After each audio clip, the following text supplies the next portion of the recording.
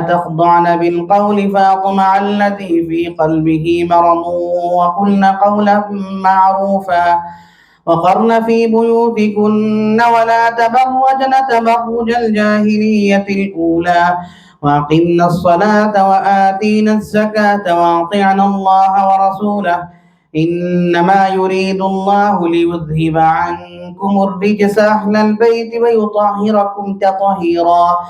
واذكرن ما يتلى في بيوتكن من آيات الله والحكمة إن الله كان لطيفا خبيرا إن المسلمين والمسلمات والمؤمنين والمؤمنات والقانتين والقانتات والصادقين والصادقات والصابرين والصابرات والخاشعين والخاشعات والذاكرين الله كثيرا والمتصدقين والمتصدقات والصائمين والصائمات والحافظين فروجهم والحافظات والذاكرين الله كثيرا والذاكرات أعد الله لهم مغفرة وأجرا عظيما وما كان لمؤمن ولا مؤمنة إذا قضى الله ورسوله أمرا أن يكون لهم الخيرة من أمرهم ومن يعص الله ورسوله فقد ضل ضلالا مبينا وإذ تقول للذي أنعم الله عليه وأنعمت عليه أمسك عليك زوجك واتق الله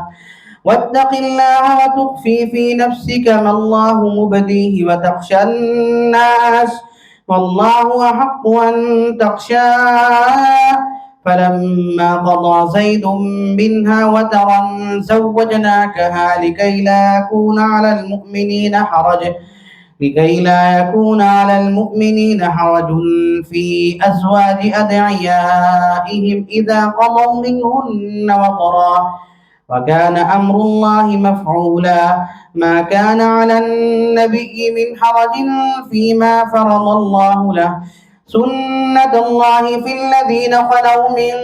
قبل وكان أمر الله قدرا مقدورا الذين يبلغون رسالات الله ويخشونه ولا يخشون أحدا إلا الله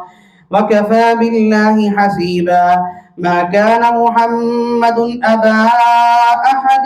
من رجالكم ولكن رسول الله وخاتم النبيين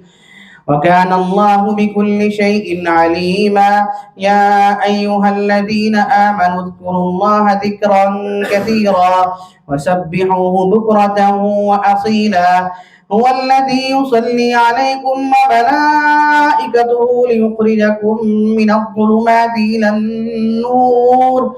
وكان بالمؤمنين رحيما تحيتهم يوم يلقونه سلام وأعد لهم أجرا كريما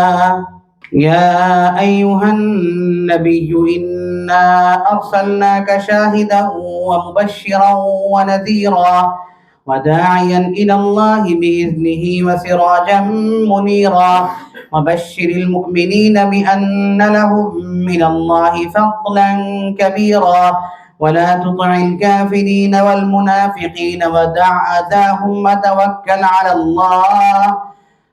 وكفى بالله وكيلا يا أيها الذين آمنوا إذا نكحتم المؤمنات ثم طلقتموهن من قبل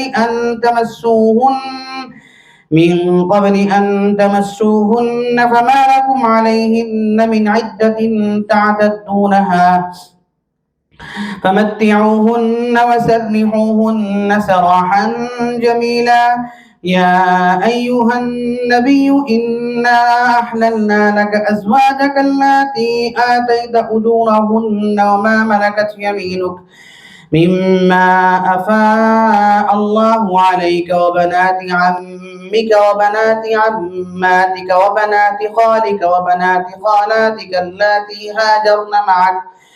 وامرأة مؤمنة إن وهبت نفسها للنبي إن أراد النبي أن يستنكحها خالصة لك من دون المؤمنين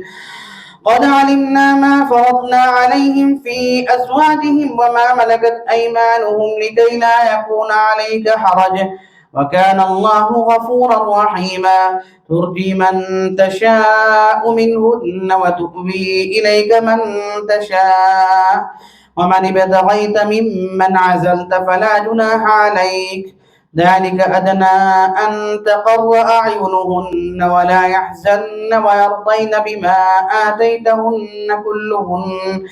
والله يعلم ما في قلوبكم وكان الله عليما حليما لا يحل لك النساء من بعد ولا أن تبدل بهن من أزواج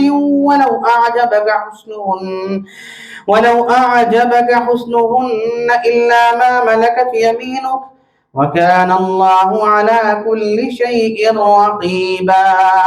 يا أيها الذين آمنوا لا تدخلوا بيوت النبي إلا أن يؤذن لكم إلى طعام غير ناظرين إناه ولكن إذا دعيتم فادخلوا فإذا طعمتم فانتشروا ولا مستأنسين لحديث إن ذلكم كان يؤذي النبي فيستحيي منكم والله لا يستحيي من الحق وإذا سألتموهن متاعا فاسألوهن من وراء حجاب ذلكم أطهر لقلوبكم وقلوبهن وما كان لكم أن تؤذوا رسول الله ولا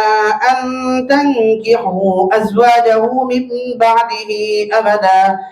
إن ذلكم كان عند الله عظيما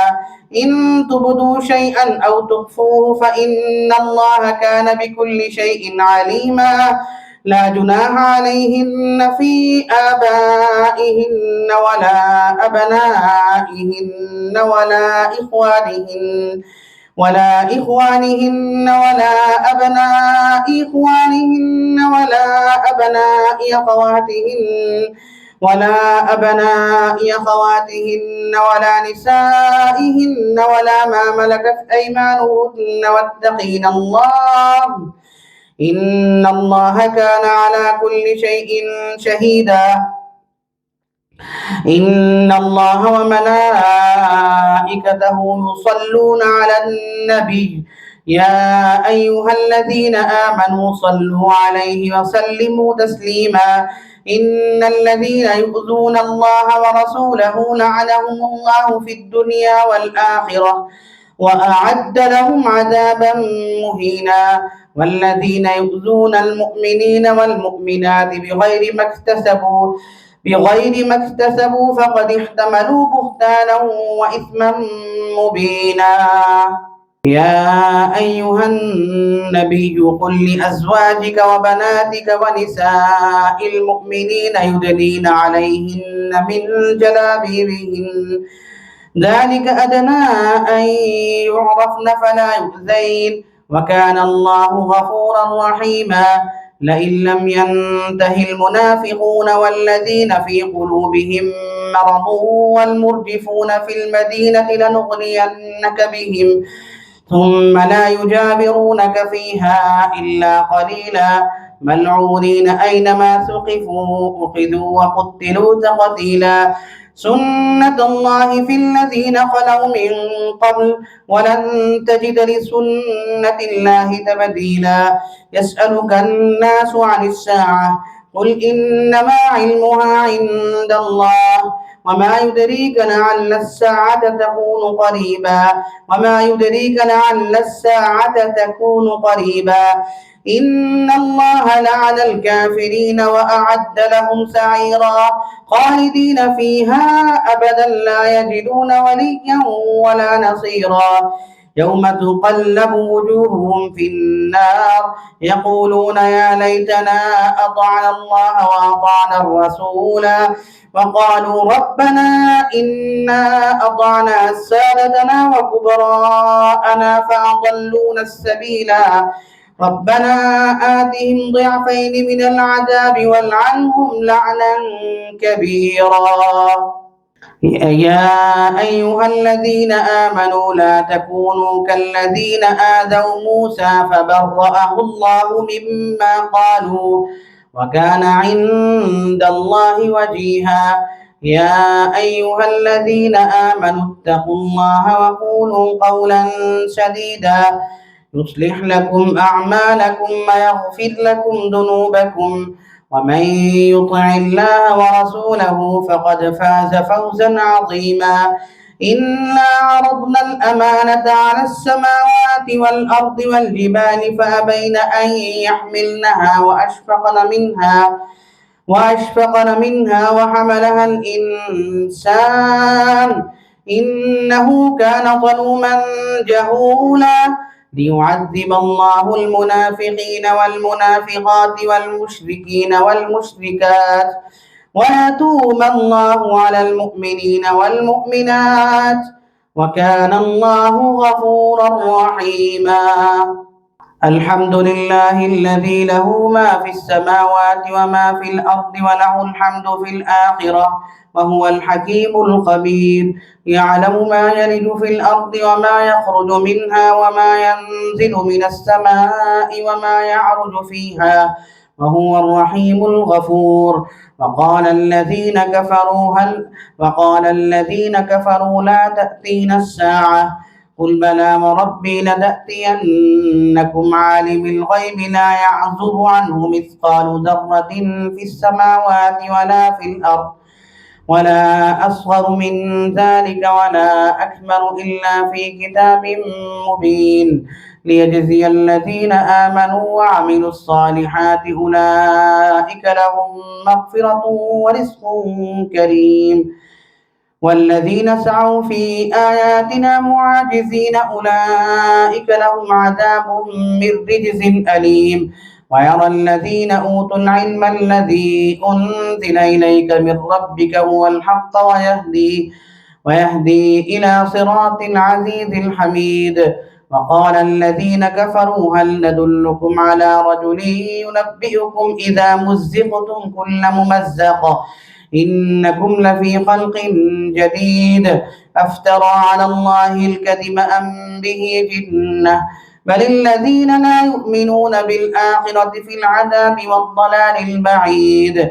أفلم يروا إلى ما بين أيديهم وما خلفهم من السماء والأرض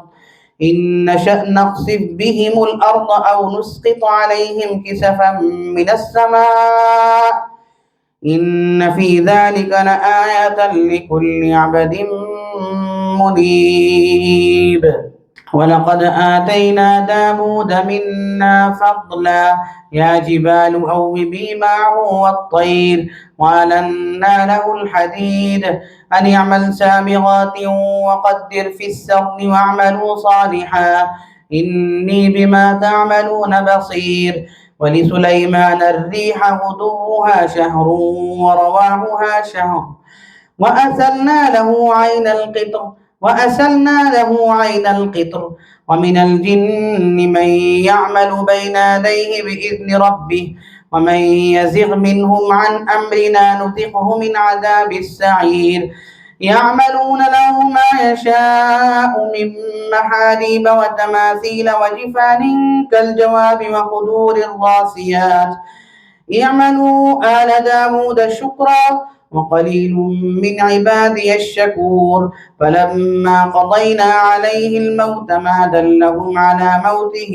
إلا دابة الأرض تأكل من ساته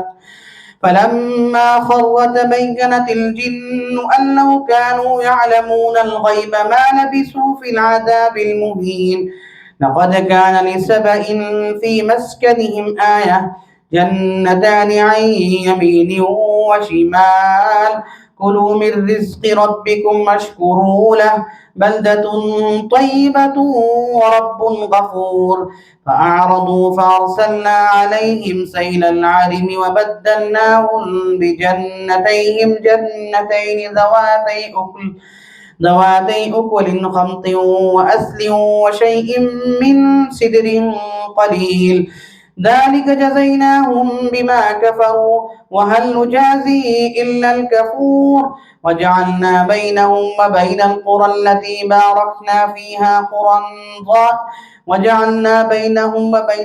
التي باركنا فيها قرى ظاهرة وقدرنا فيها السير سيروا فيها ليالي وأياما آمنين فقالوا ربنا باعد بين أسفارنا وظلموا أنفسهم فجعلناهم أحاديث ومزقناهم كل ممزق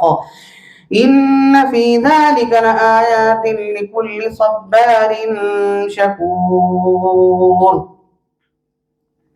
وجعلنا بينهم وبين قرى ظاهرة وقدرنا فيها السير سيروا فيها ليالي وأياما آمنين فقالوا ربنا باعد بين أسفارنا وظلموا أنفسهم فجعلناهم أحاديث ومزقناهم كل ممزق إن في ذلك لآيات لكل صبار شكور وجعلنا بينهم وبين القرى التي باركنا فيها قرى ظاهرة وقدرنا فيها السير سيروا فيها ليالي وأياما آمنين قل ادعوا الذين زعمتم من دون الله لا يملكون مثقال ذرة في السماوات ولا في الأرض وما لهم فيهما من شرك وما له منهم من ظهير ولا تنفع الشفاعة ولقد صدق عليهم إبليس ظنه فاتبعوه إلا فريقا من المؤمنين وما كان له عليهم من ولقد صدق عليهم إبليس ظنه فاتبعوه إلا فريقا من المؤمنين وما كان له عليهم من سلطان إلا لنعلم من يؤمن بالآخرة ممن هو منها في شك وربك على كل شيء حفيظ قل ادعوا الذين زعمتم من دون الله لا يملكون مثقال ذرة في السماوات ولا في الأرض وما لهم فيهما من شرك وما له منهم من ظهير ولا تنفع الشفاعة عنده إلا لمن أذن له حتى إذا فزع عن قلوبهم قالوا ماذا قال ربكم قالوا الحق وهو العلي الكبير قل من يرزقكم من السماوات والأرض قل الله وإنا أو إياكم لعلى هدى أو في ضلال مبين قل لا تسألون عما أجرمنا ولا نسأل عما تعملون قل يجمع بيننا ربنا ثم يفتح بيننا بالحق وهو الفتاح العليم قل أروني الذين ألحقتم به شركاء كلا بل هو الله العزيز الحكيم وما أرسلناك إلا كافة للناس بشيرا ونذيرا ولكن أكثر الناس لا يعلمون ويقولون متى هذا الوعد إن كنتم صادقين قل لكم ميعاد يوم لا تستأخرون عنه ساعة ولا تستقدمون وقال الذين كفروا لن نؤمن بهذا القرآن ولا بالذي بين يديه ولو ترى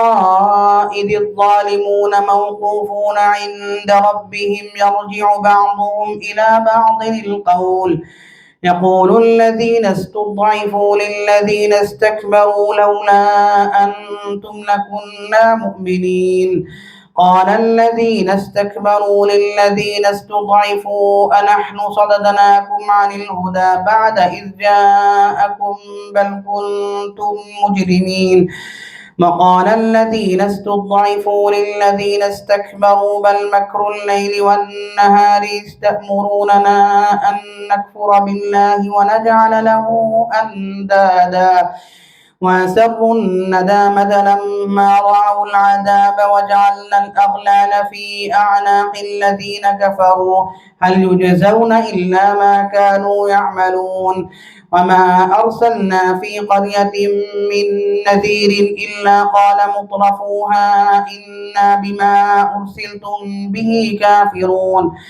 وقالوا نحن أكثر أموالا وأولادا وما نحن بمعذبين قل إن ربي يبسط الرزق لمن يشاء ويقدر ولكن أكثر الناس لا يعلمون